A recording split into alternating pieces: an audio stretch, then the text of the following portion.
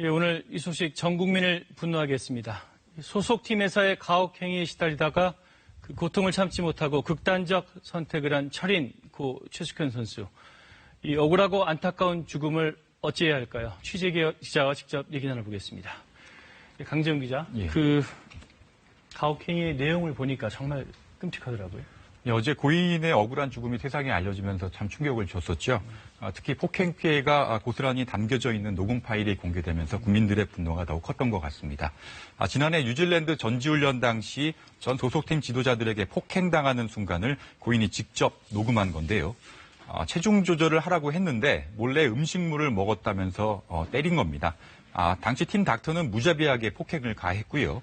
감독은 겁에 질린 고인을 협박했는데 충격적인 것은 두 사람이 당시 술을 마시고 있었다는 사실입니다. 이 음성 파일은 고인의 억울한 죽음을 널리 알려달라면서 유가족들이 취재팀에 직접 전달해왔습니다. 요번에 그 순간에서 걸렸지. 이빨 때문에 제가 뒤로서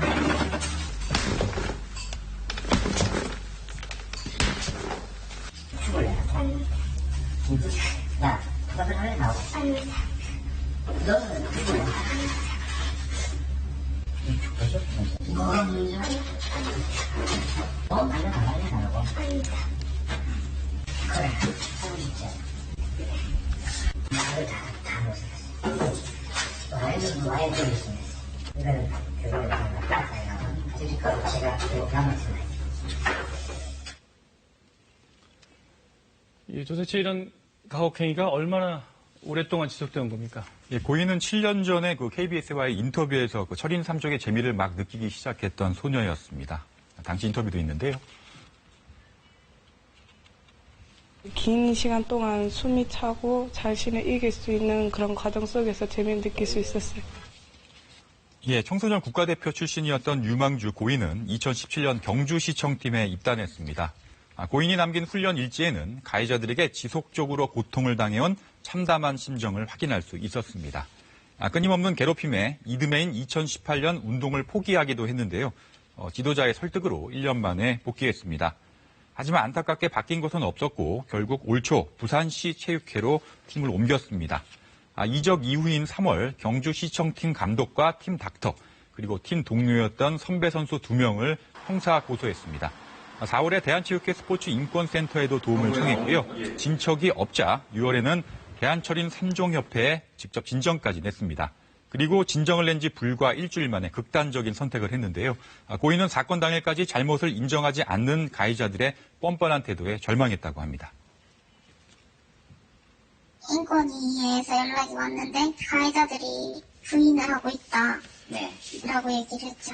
기분이 이제 그때 바닥을 쳤다. 내가 죽어야 뭐 이 싸움이 좀 크게 되려나? 이런 생각을 했다고 언니가 말했어요. 예, 대통령도 직접 진상규명을 지시하고 나섰죠? 네, 그 청와대 홈페이지에 고인의 억울한 죽음을 풀어달라는 국민 청원도 올라왔고요. 지금도 계속 올라오고 있는데 수만여 명이 분노를 표했습니다. 국민적 공분이 높아지고 대통령까지 나서자 결국 최윤희 문체부 차관이 대한체육회를 직접 찾았습니다. 대한체육회도 조사 중이더라도 선제적 처벌로 철퇴를 가하겠다면서 뒤늦게 강력 대응 의지를 밝혔는데요. 고인의 진정을 받고도 미온적이었던 철인 3종 협회 역시 오는 6일 스포츠 공정위원회를 열기로 했습니다. 정부는 수영선수 출신이기도 한 최 차관을 단장으로 하는 특별조사단을 구성하기로 했습니다. 그 안타까운 죽음에 대해서는 제가 또 선수 출신으로서 또 체육 행정을 담당하는 그 2차관으로서 누구보다도 마음 아프게 생각합니다. 특별조사단을 꾸려서 철저히 원인 규명을 하고 다시는 이런 일이 재발되지 않도록 대책을 마련할 예정입니다. 뒤늦었지만 경주시 체육회도 조치를 내놨다고요? 예, 고인에 대한 그 가혹행위 의혹과 관련해서 경주시 체육회가 운영위원회를 열었는데요. 경주시청 감독 김모 씨 그리고 선배 선수 2명을 불러서 2시간 넘게 조사했습니다. 조사 결과 김 감독이 선수단 관리 감독을 소홀히 했다면서 검찰 수사 결과가 나올 때까지 직무 정지를 결정했습니다. 그러나 가혹행위에 대해서는 김 감독이 강력하게 부인하고 있고요. 유족과 선수들의 의견이 엇갈린다는 이유로 검찰 수사를 지켜보겠다는 미온적인 입장을 내놨습니다. 지난달 초 경찰로부터 사건을 넘겨받은 대구지검은 본격적인 수사에 착수했습니다. 심석희 선수 문제도 있었고요. 이 스포츠계 폭력 문제 왜 이렇게 끊임없이 되풀이되는 겁니까? 해법은 없는 겁니까? 네, 사실 좀 어려운 문제이기도 한데요. 지난해 말씀하신 대로 스포츠 미투 사건이 터지면서 대한체육회는 엄중한 처벌 그리고 재발 방지를 이번처럼 약속을 했었습니다. 그런데 제가 직접 취재를 해보니까요. 체육회가 내놓은 폭력, 성폭력 등의 비위행위 방지책이 지금도 제대로 작동되고 있는지는 사실 의문이기도 합니다.